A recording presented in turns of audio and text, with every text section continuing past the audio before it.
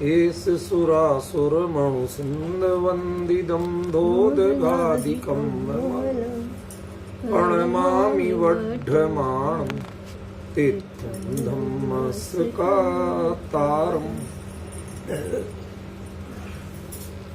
सुर पंचमी की इस विशेष व्याख्यान माला में कल तक हमने श्रुत के स्वरूप पर विचार किया।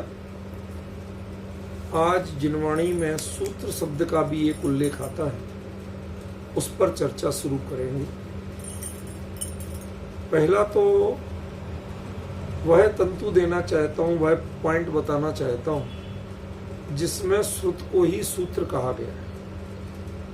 प्रवचन सार जी ग्रंथ की 34वीं गाथा की टीका में श्रुतम ही तावत सूत्रम, श्रुत ही सूत्र है। किस अर्थ में है ये सूत्र?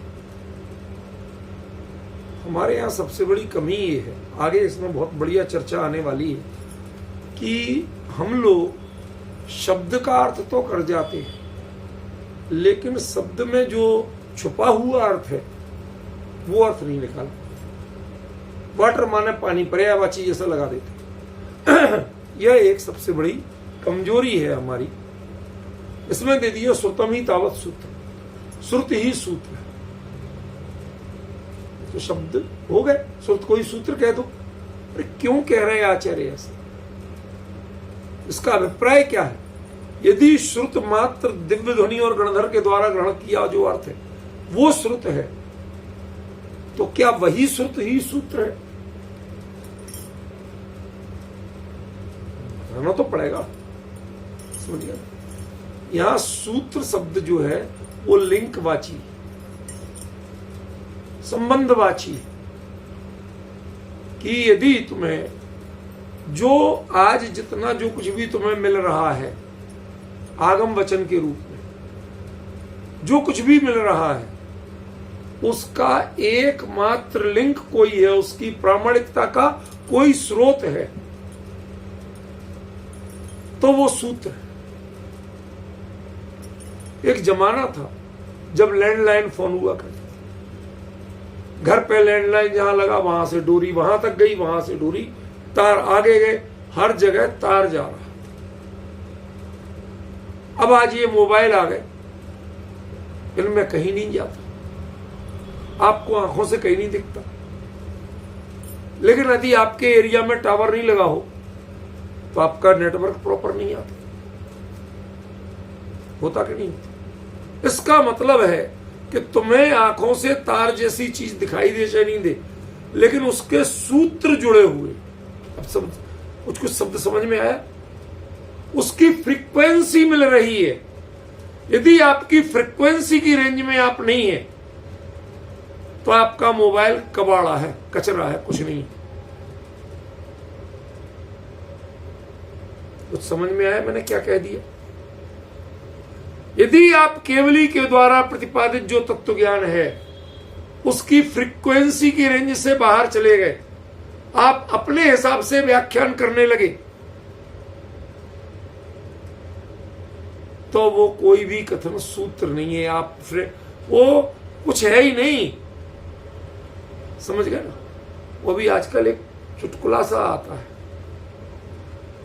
कि एक नेताजी किसी रिमोट एरिया में पहुंचे, बिल्कुल दूर दराज के, तो वहां आपने चुनाव था, तो कहने लगे बताओ आपकी क्या समस्या, अभी दूर करता हूं।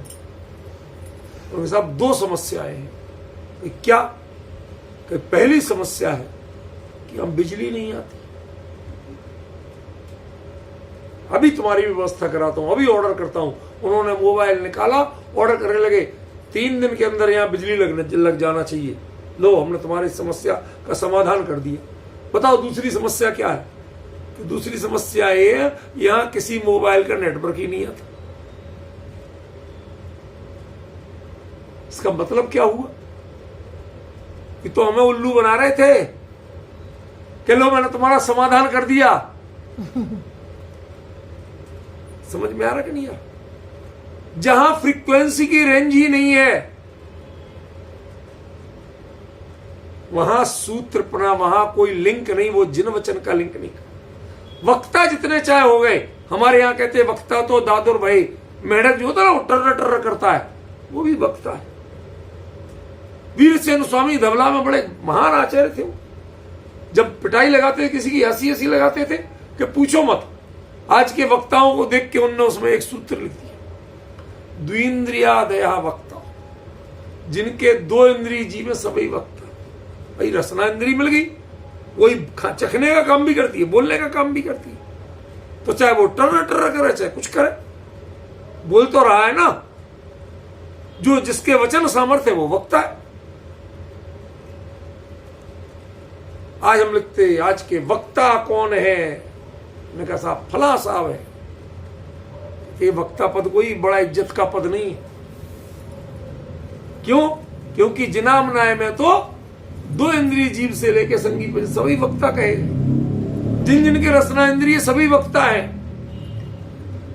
और इसके आगे ही कहे तो आज तो कौन कौन नहीं बकते, बहुत लोग बक लेते। वक्ता में जब जिन वचन की मर्यादा खत्म हो जाती है, उसकी रेंज खत्म हो जाती है, तो उसके बाद आप वक्ता कहलाते हो, वक्ता नहीं कहलाते। वो रेंज चाहिए, तभी आपको कोई वचन कोई शब्द वो सूत्र की सीमा में आ सकता। इसलिए उन्होंने कहा श्रुतम ही तावत सूत्रम। आप कल्पना कीजिए, समो शरण में भी 12 सभाओं से बाहर क्या वो भाव होते हैं जो 12 सभाओं के जीवों के होते हैं? भगवान की दिव्य धुनी खिल रही और उसी समय नीचे लोग चाट पकौड़ी खा रहे, करो क्या करते? नृत्यशालाओं में नृत्य देख रहे हैं, नाट्यशालाओं में नाटक देख रहे हैं, वस्त्रांग कल वृक्ष से कपड़े चुन चुन के ले रहे हैं। भाई साहब हमें फला डिजाइन चाहिए, समझ गया, फला कलर चाहिए। भूषणांग से गहने ले रहे हैं, कोई कह रहा है मैं सोने के चाहिए, कोई कहता चांदी, कोई प्लेटिनम के चाहिए, कोई कहता हीरे के चाहिए। उसी समय में लोगों के भोग और उपभोग के भाव चालू होते हैं। उसी सो कॉल्ड समोसरण की परिधि। अन्य जगह तो होते हैं सो होते हैं। तो आचार्य ने क्या कहा? श्रुतम ही तावत सूत्रम।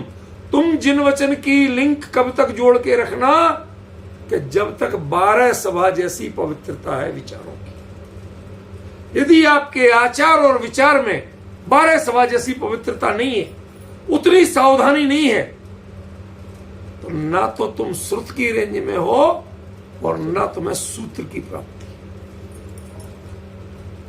बाकी सब शब्द है, पांडित्य है, क्षुद्र क्षोपसम है, लेकिन वह सूत्र नहीं। श्रुत माने जिन श्रुत और सूत्र माने जिन सूत्र। उसके लिए वो रेंज चाहिए। कुंद कुंद विदेश क्षेत्र से चल के भरत क्षेत्र में आ गए थे, लेकिन प्रवचन सार की एक एक पंक्ति एक एक शब्द लिखते हुए भी भरत क्षेत्र विदेश क्षेत्र के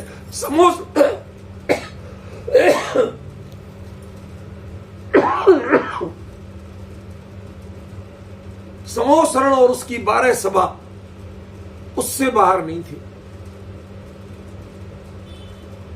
बैठे कहां थे? भरत क्षेत्र।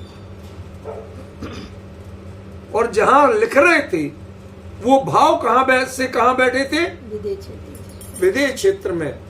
हजारों लाखों मील दूर विदेश क्षेत्र में भगवान के समोसरण में भी 12 सभाओं में मुनिराजों के कोठे में विराजमान, सामने भगवान साक्षात दिख रहे। आपकी मर्यादा कभी टूट सकती है। इसलिए प्रवचनसार सूत्र है, श्रुत भी है और सूत्र भी है। क्यों? क्योंकि सूत्र कहते ही उसको है। सूत्र माने उस रेंज से बाहर हुआ नहीं और सूत्रपना खत्म हुआ। लिखे चाहे, बोले चाहे, पढ़े चाहे, सीखे चाहे, कुछ भी करे, लेकिन जिसका विचार कर रहे हैं, जिसको सुन रहे हैं, उसकी रेंज समो शरण की 12 सभा की गरिमा जैसी होनी चाहिए, साक्षात केवली की उपस्थिति जैसी होनी चाहिए। जैसे वहां पर जीव चाहे तो अभी विषय कसाय के भाव नहीं कर सकते, काम क्रोध के भाव नहीं कर सकते, समझ में? कोई गुणस्थान नहीं बदल गया, गुणस्थान नहीं बदलने पर भी वैसे भाव नहीं कर पाते, समझ रहे हो आप? वो है सूत्रपना। जब तक श्रुत की मर्यादा है तब तक सूत्र है, और यदि जब तक जिन श्रुत की मर्यादा निकल गई, वो पवित्रता, वो सावधानी निकल गई, तो शब्द है लेकिन सूत्र नहीं।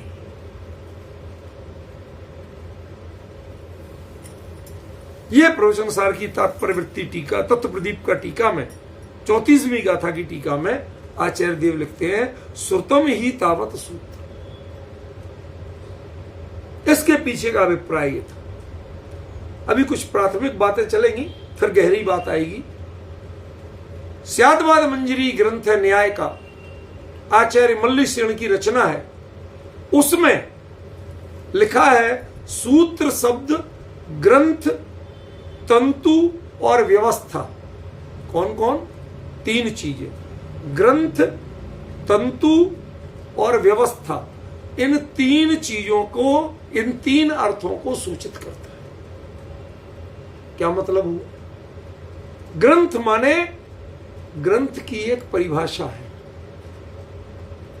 समय सारे ग्रंथ है, मैंने उसका पूरा लेख लिख के दिया था कि ग्रंथ में क्या क्या होना चाहिए। शास्त्र रचना के सिद्धांत और समय सार, इस नाम से लिख दिया था आप लोगों को बहुत साल पहले, समझ गए ना? वो ग्रंथ शास्त्र का है, वो एक मर्यादा, वो ही ग्रंथ है। अकेला ग्रंथ माने गांठ बांध के जो रख लिया गया, वो ग्रंथ नहीं। लोग तो तोता मैना के किस्सा भी पहले पत्तों पे लिखते थे, तो गांठ बांध के ही रखते थे। क्या हो गया? पवित्र हो गया, शास्त्र बन गया, ग्रंथ बन गया। ग्रंथी से ग्रंथ नहीं है। ग्रंथी से ग्रंथ कब है? शांति भाई सुनना जरा। लोक जीवन में साफ साफ कहते हैं, गांठ बांध लेना मेरी बात। तो बताओ, बोलते कि नहीं बोलते? गांठ बांध लेना माने कैसे ही उठो, कैसे ही बैठो, कुछ भी करो, सो जाओ, कुछ भी कर लो, लेकिन वो चीज छूटना नहीं चाहिए, तुमसे दूर नहीं होना चाहिए, शिथिल नहीं होना चाहिए। ऐसे ही ग्रंथ कब है कि आपने गुरु से सुना, भगवान से सुना, लेकिन उसके बाद किसी भी स्थिति में, सोते जागते, उठते बैठते, खाते पीते, किसी भी स्थिति में वो शिथिल नहीं हो, उसका ना श्रद्धान शिथिल हो और ना उसका ज्ञान शिथिल, तब उसका नाम ग्रंथ। सूत्र शब्द का एक अर्थ ग्रंथ, दूसरा अर्थ तंतु माने धागा है ना? सूत की माला, सूत में पिरोई माला, मोतियों की माला में सूत्र, बोलते कि नहीं बोलते? तो वो भी एक सूत्र है। उसका अभिप्राय क्या है? उसका अभिप्राय भी तो समझना पड़ेगा। वो सूत्र कब सूत्र है? कपड़ा सूत्र से ही बनता है कि नहीं बनता है? तो सूत बोलते आप, कपास का धागा, उससे ही कपड़ा बनता है कि नहीं बनता है? लेकिन ध्यान रखना, ये कपड़ा तब तक काम का नहीं होता है कि जब कोई सूत इसको सिल के आपके शेप में तैयार नहीं करता। बात समझ में आ रही क्या कह रहा हूं? वो धागे से जब उसको सिल के आपकी फिटिंग का तैयार करते हो, तब वह आपका कपड़ा कहलाता है, तब वह आपका वस्त्र कहलाता है, तब वह आपकी ड्रेस कहलाती है। इसी प्रकार जिन वचन तो कपड़े के सूत्र की तरह है, और जब वह आपके जीवन का अंग बन जाए, आपके चिंतन का अंग बन जाए, और उस बनाने में जो भूमिका निभाए उसका नाम सूत्र। ये खुला कपड़ा नहीं रह जाए, हर किसी के काम का नहीं, वो मेरे ही काम का है। समोसण में गणधर के अलावा अन्य लोग जो जिज्ञासा करते हैं और उनका ही उत्तर जो सुनाई देता है और उसे वो जीवन में धारण करते हैं, वो है सूत्र। इस तंतु का अर्थ अकेला सामान्य धागा नहीं, ये प्रतीकात्मक है, सिंबॉलिक है। सूत्र किसे कहते हैं, तंतु किस काम में आता है, समझे? बना बनाया तंतुओं से कपड़ा भी बनता है, लेकिन उसका नाम तंतु नहीं होता है, कपड़े का। समझ गए? वो खाली चद्दर जैसा बनता है। उस कपड़े को काट के पीट के जो कुछ करके फिर आप तंतु से जो सिलते हो और अपने आकार का, अपनी फिटिंग का बनाते हो, ऐसे ही जिन वचन को जो अपनी फिटिंग का, मेरे परिणामों में क्या कमी है, मुझे क्या चाहिए, मैं किस भूमिका में हूं और अगली भूमिका मेरी क्या होना चाहिए, उसके अनुरूप ढाल करके अपना बना लेते हैं, अपना लेते हैं, तब उसका नाम तंतु या सूत्र होता है। ये सब बहुत अभी प्राथमिक बातें चल रही हैं, लेकिन इनमें भी गहराई है। और तीसरा है व्यवस्था, सिस्टमैटिक होना। यदि कोई चीज घर में गृहिणी हो और घर व्यवस्थित नहीं हो तो क्या कहते हो आप? इसमें अक्ल नहीं है क्या? गंवार है, कौन है? आप कमेंट्स करते हो कि नहीं करते हो? क्यों करते हो? कि गृहिणी का काम ही घर को व्यवस्थित करना है, और घर व्यवस्थित नहीं हुआ तो गृहिणी गृहिणी हुई क्या? वो रो रही, क्या करें आज काम वाली नहीं है। अरे तू तो जिंदा है,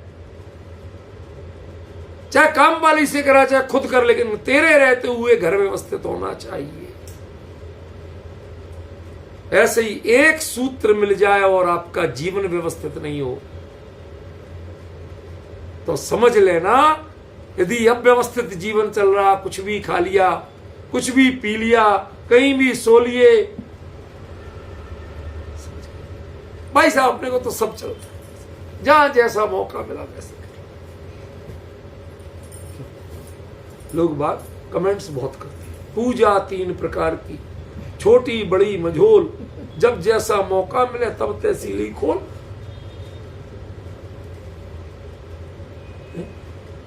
लोगों को बड़े 30 मार्खा बनना होता है। कहते भाई साहब हमारा तो 3 पूजन का नियम है। ये काम करो, समुच्चय पूजन कर लो, उसमें 3 पूजन है क्या नहीं? देव शास्त्र गुरु की पूजन, विद्यमान बीज तीर्थंकर की पूजन, सिद्ध भगवान की पूजन, तीनों। अरे भले आदमी, तुमने 3 पूजन का नियम लिया था, 3 पूजन करो ना। है? अरे गुजराती भी बिगड़ते हैं पर इतने नहीं बिगड़ते हैं।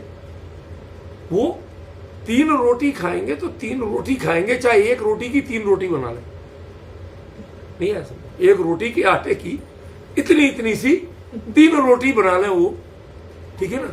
लेकिन 3 संख्या तो रखते हैं कम से कम। तुम तो 3 की 1 बना रहे, समझ रहे? और वो भी अन्य पूजनों के मुकाबले छोटी। ये सब जो कलाकारियां हैं ना, आप जीवन को व्यवस्थित नहीं कर रहे हो, परिणामों को व्यवस्थित नहीं कर रहे हो। आप सारा एडजस्टमेंट संसार, शरीर और भोग के हिसाब से करते हो। मंदिर का समय, पूजा का समय, स्वाध्याय का समय आप मैनेज करते हो। What is the means of manage? मैं सब मैनेज कर लूंगा, चिंता मत करो। खाना बना था 4 लोग, 2 और आ गए, मैडम अब क्या करोगे? मैं सब मैनेज कर लूंगी, चिंता मत करो। क्या करना? 2 कटोरी पानी और इतनी सी लाल मिर्च, थोड़ा सा नमक। दाल वही 6 लोगों की होगी। सब्जी में जरा 1 टमाटर पीस के तरी बना दी, थोड़ी सी और, सब्जी भी 6 लोगों की हो गई, 4 की। समझ गए ना। और रोटियों में मैं आटा वाटा नहीं गूंथ रही दोबारा। सालों को अपने आप भले आदमियों को शर्म लगेगी, हम थोड़ी छोटी छोटी रोटी बना देंगे, जितने की 4 लोगों की यदि 4-4 रोटी बनती थी, 16 बनती थी, उतने में ही हम 24 बना देंगे।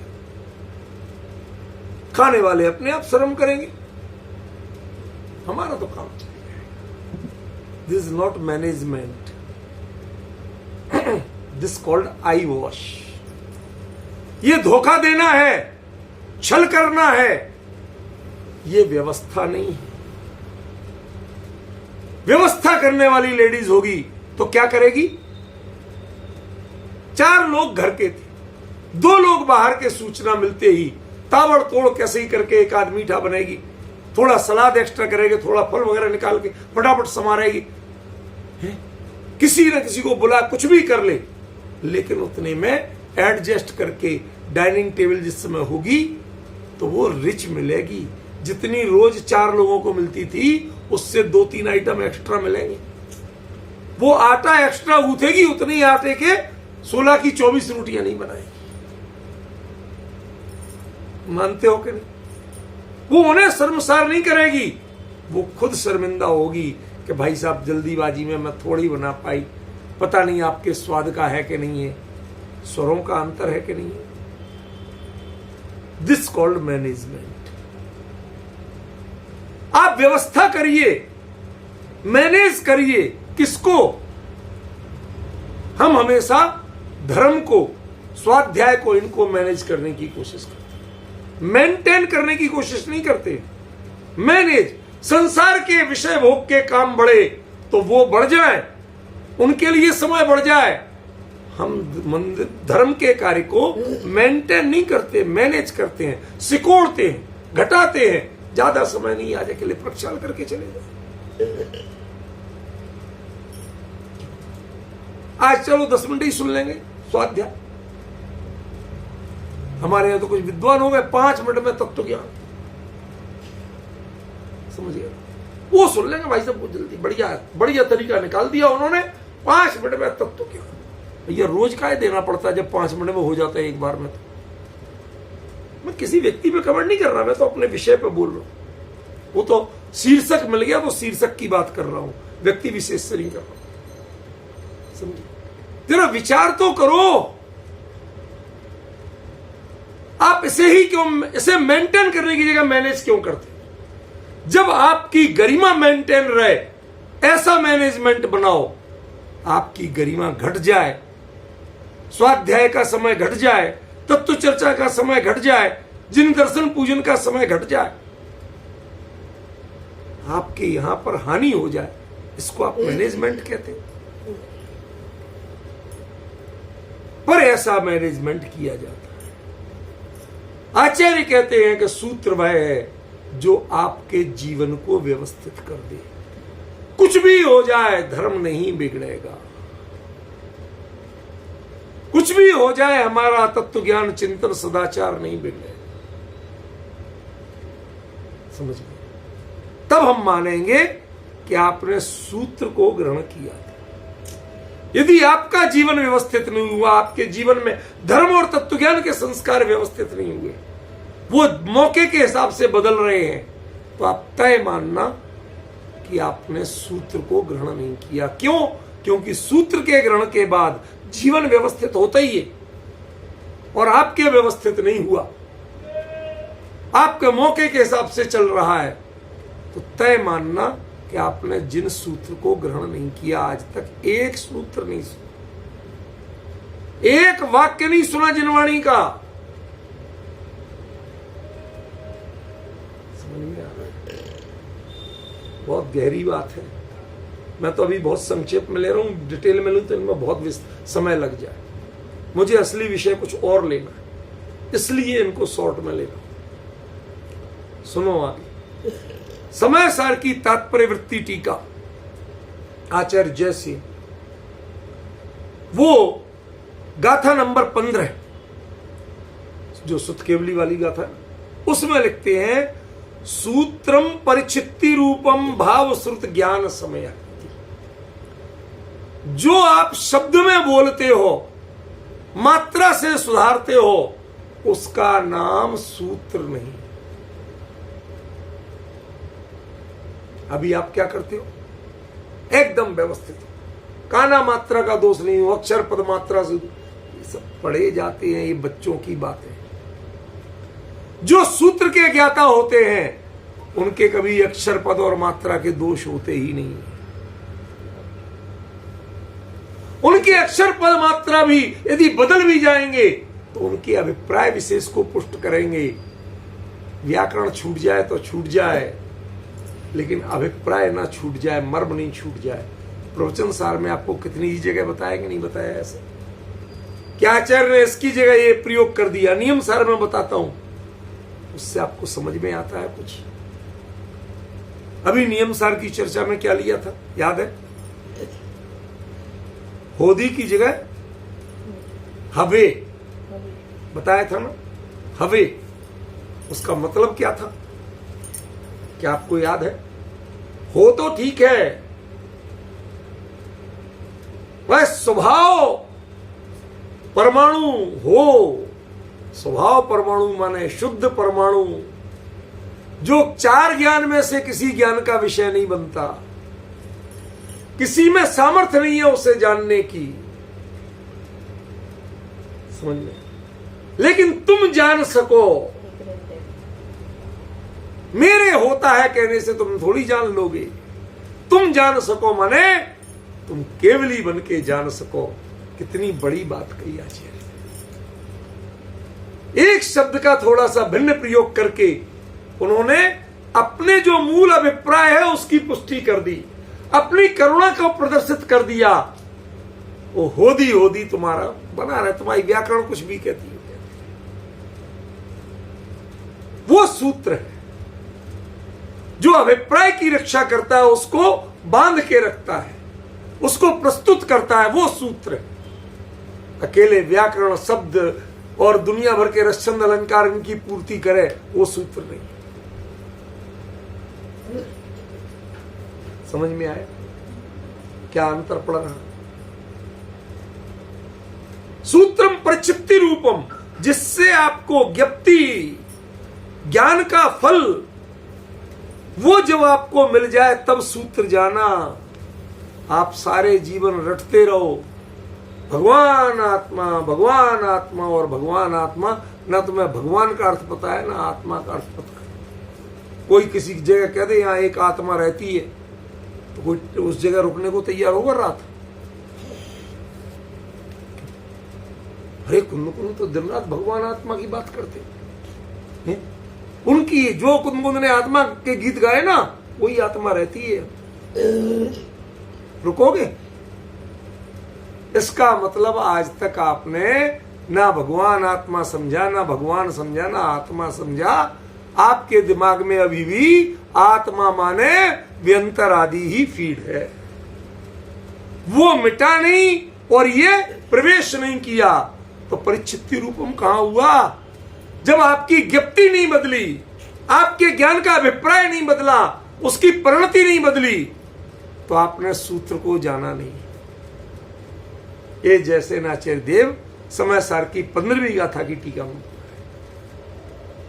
असल में तो इनमें एक एक जो वाक्य है ना, वो घंटे घंटे भर का है मेरे लिए।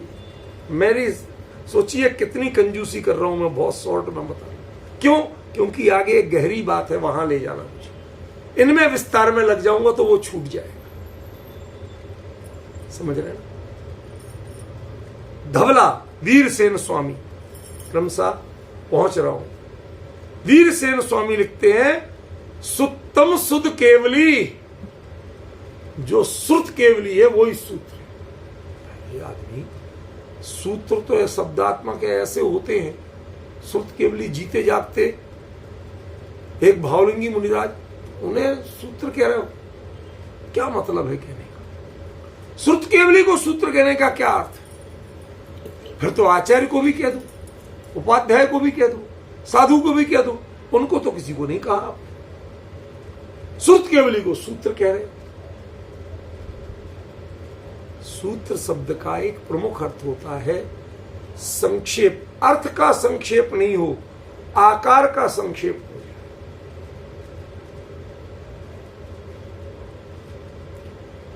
जाए।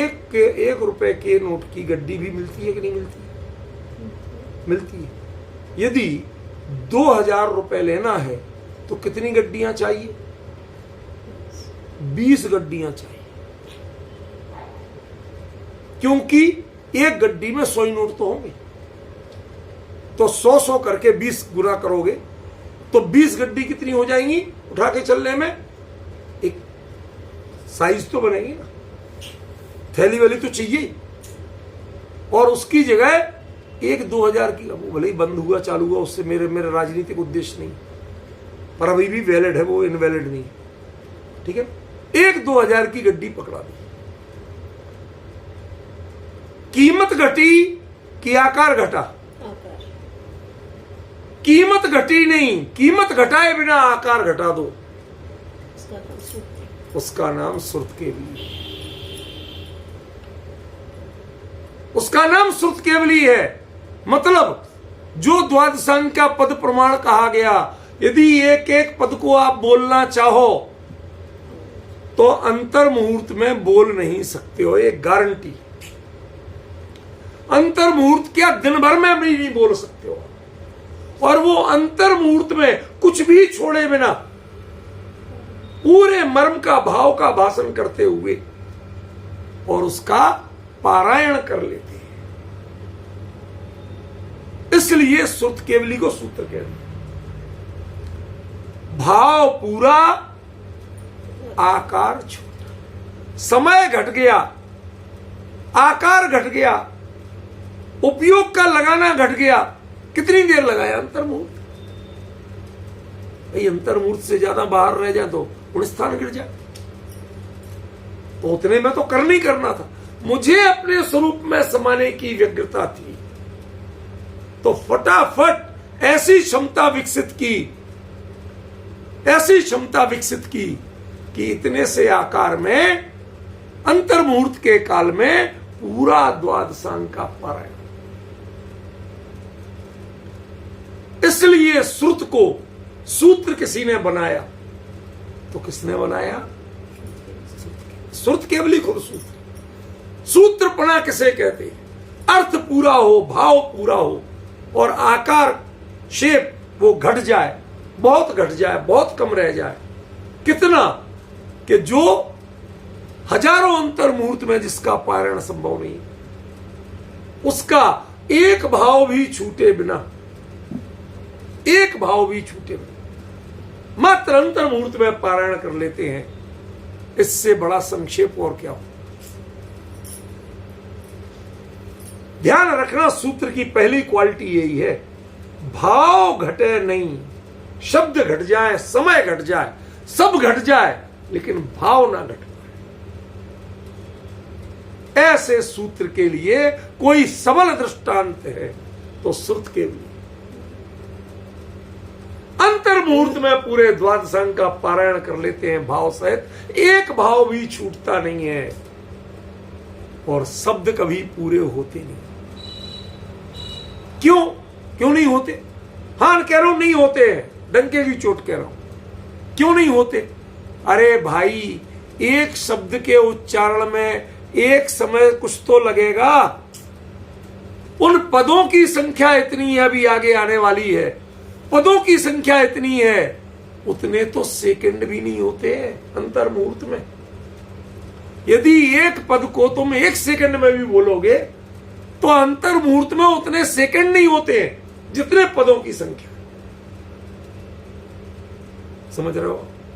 इसलिए कहते हैं कि वो ठीक है, वह पूरे पद का पारायण नहीं करते,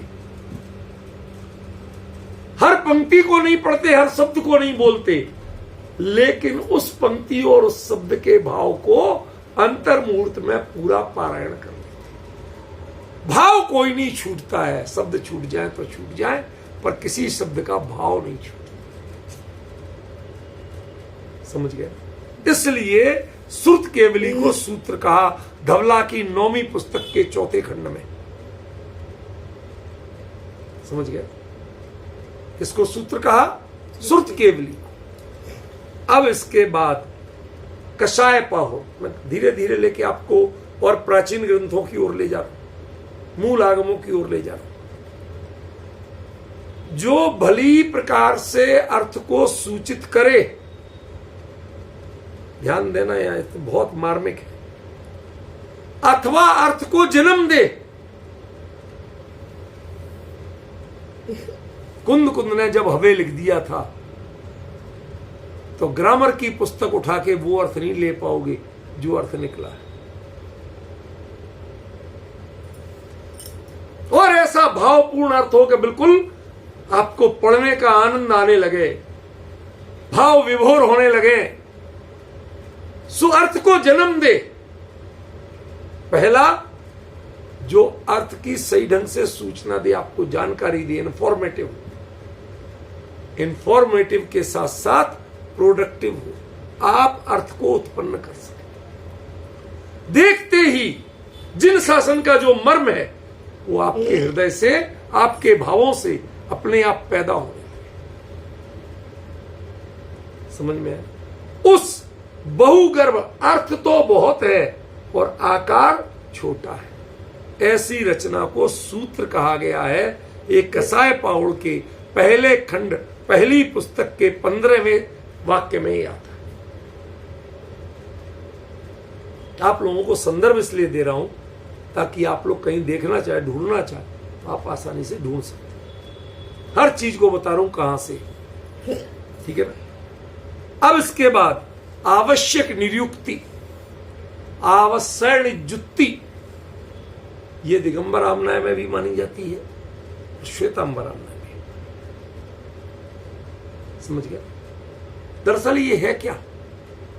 आवश्यक की निरुक्ति निर्वचन करता है, उसकी मूल शब्द को अच्छी तरह से समझाता है।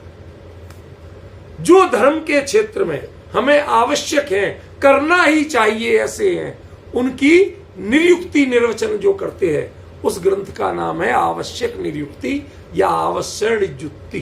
प्राकृत में उसमें लिखते हैं अल्प ग्रंथ महत्वम, छंद है पूरा, मैं शॉर्ट में बता रहा हूं।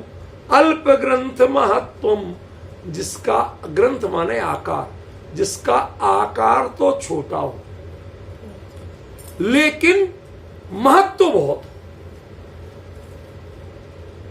महत्व छोटा नहीं, आकार ही छोटा हो। 32 दोष विरहितम च, और 32 दोषों से रहित। आप हिंदी में पढ़ते ना 32 दोष रहित, जिनवाणी की पूजा में पढ़ते वो। और उसके बाद इन लक्षणों से युक्त जो है उसका नाम सूत्र है अष्टेन च गुणेन उपमेयम। 8 गुणों से इसकी उपमा की गई। 8 गुण कौन कौन से होते? अरे सिद्धों के 8 गुण। जैसे वो गुण जो हैं अपने आप में निर्दोष हैं, संक्षिप्त होते हुए भी उसको भावों में समझा जा सकता है, शब्दों में व्याख्या नहीं किया। समझिए? ऐसे ही जो जिन सूत्र होते हैं उनको शब्दों में विस्तार नहीं किया जा सकता है, भावों से ही समझा जा सकता है। अब धीरे धीरे हम फाइनल पॉइंट की ओर बढ़ रहे हैं। जो सूत्र का व्याख्यान करता हो, ये एक नए तरह के सूत्र की चर्चा है। इसको आचार्य ने वृत्ति सूत्र कहा। वृत्ति माने एक तरह की टीका। समझ गए ना? वृत्ति माने तात्पर्य वृत्ति नाम है कि नहीं? तो टीका का नाम है किसी और का है? टीका। अब समझ गए ना? तो वृत्ति भी जिसकी सूत्रात्मक है, विस्तार पूर्ण नहीं है। समझ गए? ऐसे सूत्रों को वृत्ति सूत्र कहते हैं। आपने खुलासा तो किया, लेकिन कितना किया? बहुत शॉर्ट, इशारे में समझ लो, संकेत में समझ लो, कोड वर्ड में समझ लो। इससे ज्यादा व्याख्या करने की अपेक्षा मत करो।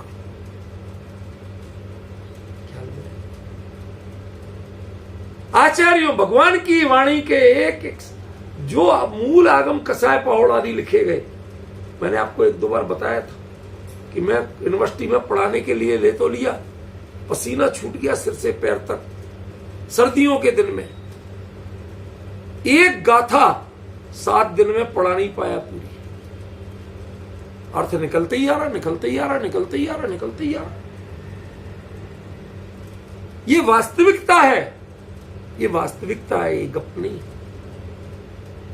धवला के जरा से सूत्र थे 180 करीब, इसमें कसाय पौड़ के थे और उसके भी कोई 167 ऐसी कुछ थे। उतने सूत्रों की 12,000 श्लोक प्रमाण एक टीका, 36,000 श्लोक प्रमाण दूसरी टीका, उसके बाद 60,000 श्लोक प्रमाण, 80,000 श्लोक प्रमाण, ऐसी ऐसी टीका। मैंने इतना इतना व्याख्यान कर दिया। किसका? 167 सूत्र। इसका मतलब एक एक में कितना माल भरा है,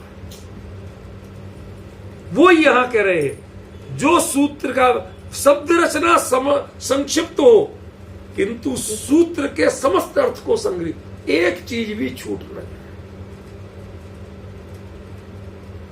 समझ रहे हो? देखना, 2 तरह की दुकानों में बड़ा अंतर होता है। एक कबाड़ी की दुकान और एक जोहरी की दुकान। कबाड़ी भी कमा रहा है, आखिर क्या कबाड़ा है, उससे कमा तो रहा है ना, लेकिन वो आ गया माल, पटक दिया, तहजीब से आएगा जो वो भी ले, कबाड़ा लेने आएगा, अपने आप ढूंढ के ले लेगा। वो दिखाता नहीं, देख ले भाई तेरे काम का कौन सा है, ले ले, मैं तो भाव बताऊंगा कि उसके यहां वो पड़ा पड़ा मोटाता रहता है, लेकिन वो ना रखने की, में जमाने की, लेने के समय मेहनत नहीं करता और देने के समय पड़ा रहता है। लेकिन यदि जोहरी की दुकान है और उसने, हम देखते हैं अच्छे अच्छे दुकानदार हैं, तो वो इतना बड़ा बक्सा मंगवाते हैं, ऐसे ऐसे 10 बक्से मंगवाए आपके लिए डिजाइनों के, तो वो कैसे जाने, उनमें सैकड़ों सैकड़ों पीस। तो वो क्या करते हैं, अपनी तराजू पे 2 तरह की तराजू रखते, एक बड़ी वाली भी एक छोटी वाली, बक्से का बक्सा रख देते। इतना वजन है। अब यदि इसमें से कोई बिका है तो कितने वजन का बिका है उतना वजन माइनस करो, नहीं तो माल गड़बड़ है। गेट करो बंद, पहले जांच करो कहां गया माल। डिफरेंस समझ? ये व्यवस्था रहना चाहिए। हर माल बाकायदा जितना बिका है उसके अलावा पूरा संग्रहित करके लॉकर में बंद नहीं हुआ, पूरा हिसाब मिला के लॉकर में बंद नहीं हुआ, तब तक वो मानता नहीं है। भाई साहब, स्टाफ की छुट्टी नहीं, भाई साहब हमारे घर में ये हो गया, कुछ भी हो गया हो, पहले माल जो तुमने हाथ में लिया था वो मिलवाओ, सौंपो और उसके बाद घर जाओ।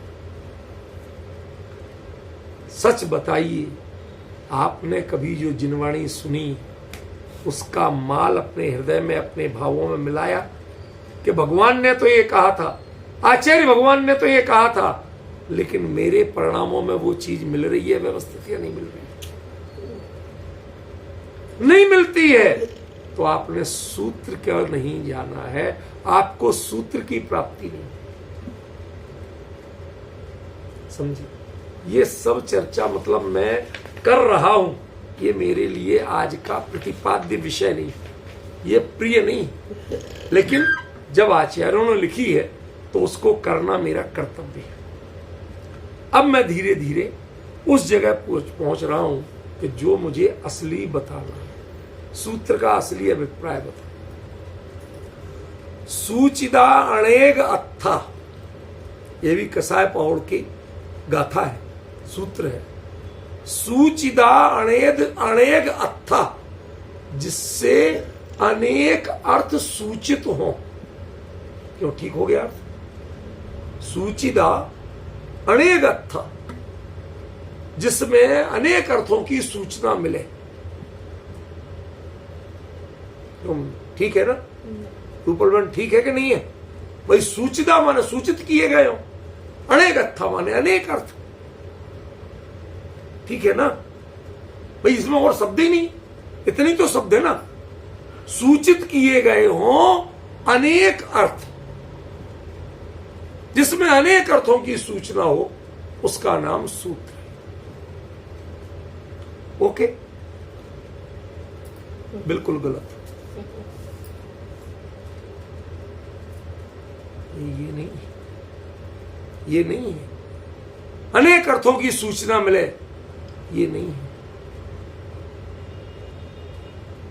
आप दुकानदार से, जौहरी से कहें, भाई साहब पुखराज क्या होता है? भाई साहब पुखराज क्या होता है। भाई साहब माणिक क्या होता है? माणिक ही होता है। नौ रत्नों के बारे में आप पूछते रहे, उसका रंग कैसा होता है? वो ऐसा होता है। सब बता दिया। आ गया समझ में? अब उसने 9 रत्नों को लेके उनमें छेद करके उसमें एक सूची माने सुई घुसाई और सबको एक साथ पिरो दिया।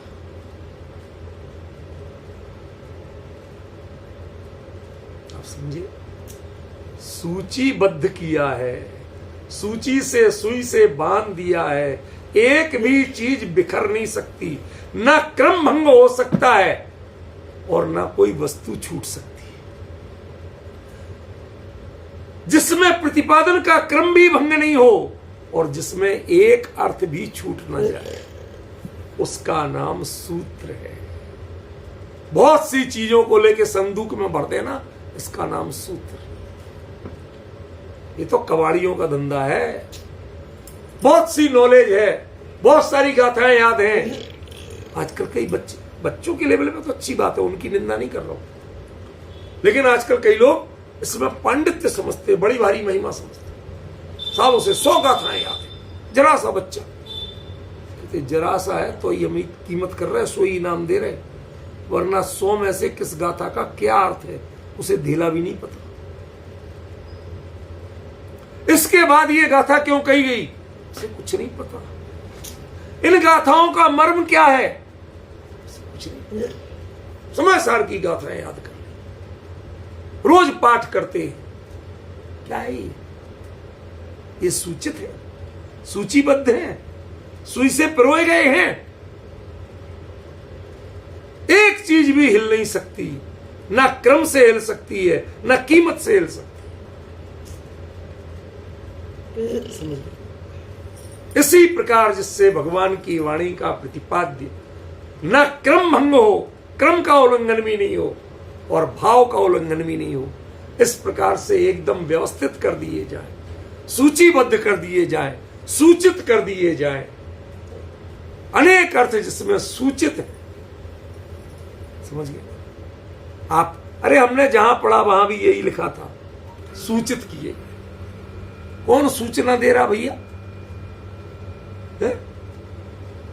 बाद अब्बा मुलाय जा, होशियार खबरदार, ये कोई ऐसा है? आप सभी को सूचित किया जाता है। बहुत सी सूचनाएं रोज निकलती, कोई पढ़ता है? नहीं पढ़ता, नहीं ध्यान देता। लेकिन सूचीबद्ध जो अपने मुद्दे की चीज है उसे शब्द से भी, अर्थ से भी, भाव से भी पूरी तरह व्यवस्थित करके संभाल के रख ले तो वो सूचीबद्ध।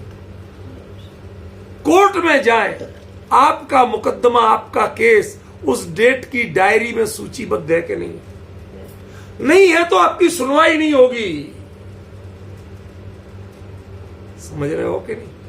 नहीं है तो आपकी सुनवाई नहीं होगी। यदि सुनवाई करवाना है तो उसे सूचीबद्ध करना पड़ेगा। उस दिन के जितने मुकदमे हैं उसमें बाकायदा मुंशी को कुछ दान दक्षिणा दे के भाई साहब हमारा जरा लगा देना, और थोड़ा ऊपर ही लगा देना, ताकि उस पर शुरुआत में तो हो जाए, लास्ट में जैसे साहब कहते भाई साहब आज बहुत थक गए फिर देखेंगे। ऐसा नहीं किया, सूचीबद्ध कर। अब समझ में आया,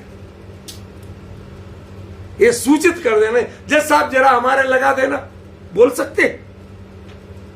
आपके चिल्लाने से कुछ नहीं होता है, जब वो सूचीबद्ध होगा तो होगा। ऐसे ही अपने उपयोग में भगवान के वचन, एक एक शब्द, एक एक मात्रा सब सूचीबद्ध हो जाए, उसी क्रम से बस जाए, स्वप्न में भी पूछे तो उत्तर दे दे, कभी उपयोग से ना उतरे, ना क्रम भंग हो ना भाव भंग हो, तो उसका नाम है सूचिदाणे गत्था। समझिए कसाय और आचार्य गुणधर की वचन है, जरा सोचो इसकी गहराई क्या। अब मैं लास्ट असली मुद्दे की बात आज शुरू कर रहा हूं, पूरी नहीं कर रहा, क्योंकि ये सब भी बताना था और लगभग 10 मिनट ही बचे हैं, बाकी समय जा चुका है, समझे ना। 9 ही मिनट बचे हैं बल्कि, इसलिए मैं इसकी चर्चा की शुरुआत करूंगा, बाकी कल कर पाया, परसों कर पाया, पर उसको करूं, ठीक है। ये सबसे इंपॉर्टेंट चीज है। भगवती आराधना की मूल की गाथा है 34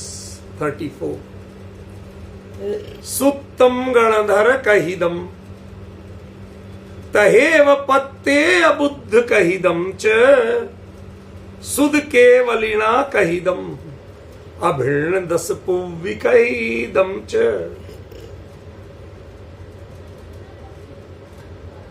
इसको सूत्र कहते हैं। 4 लोगों की बातों को सूत्र कहते हैं, बाकी की बातों को सूत्र नहीं कहते। सुत्तम गणधर कहिदम, जो गणधर देव बोलते हैं, निबद्ध करते हैं, बस उनका नाम सूत्र है। उनके बाद प्रत्येक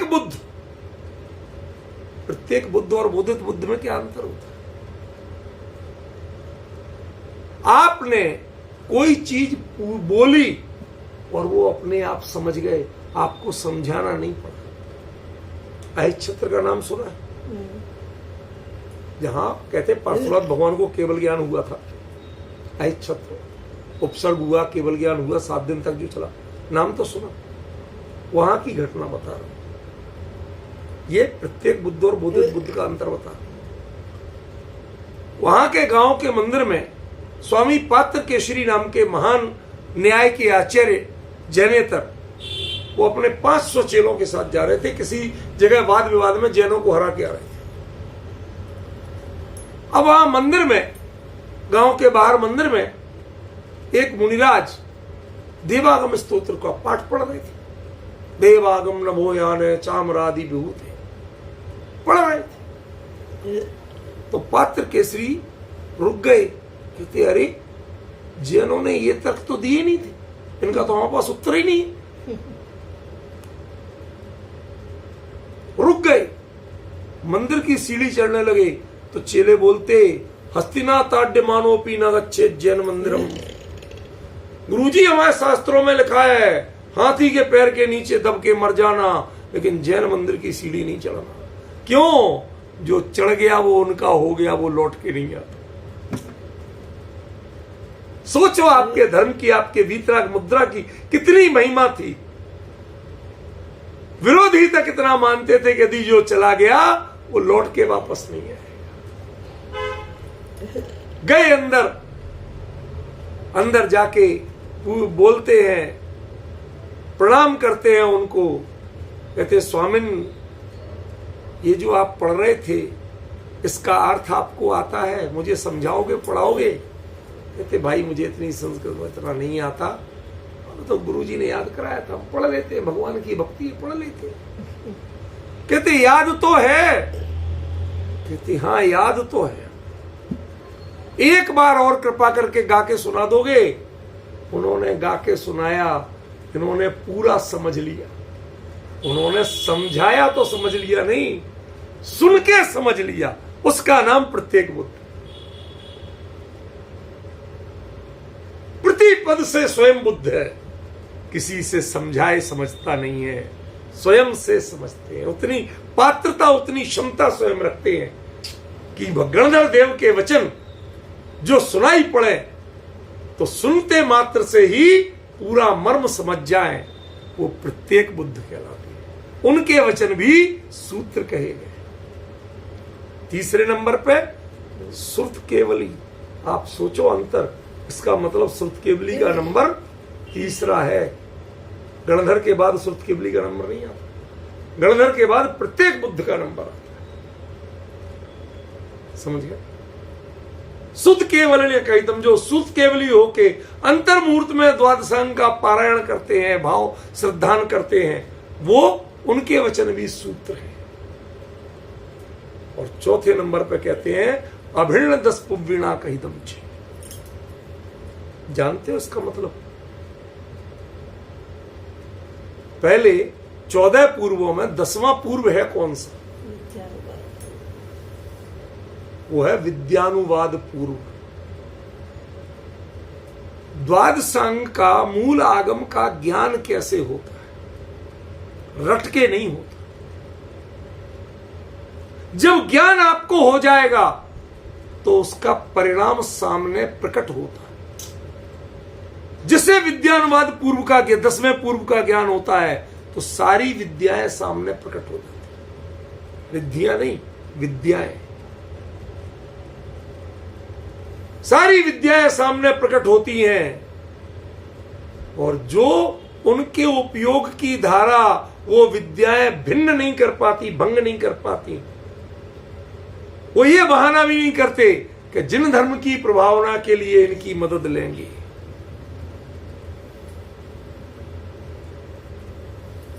शास्त्र की प्रभावना के लिए मदद लेंगे। लोगों में तत्व ज्ञान खूब फैले इसलिए हम जरा विद्याओं की मदद लें।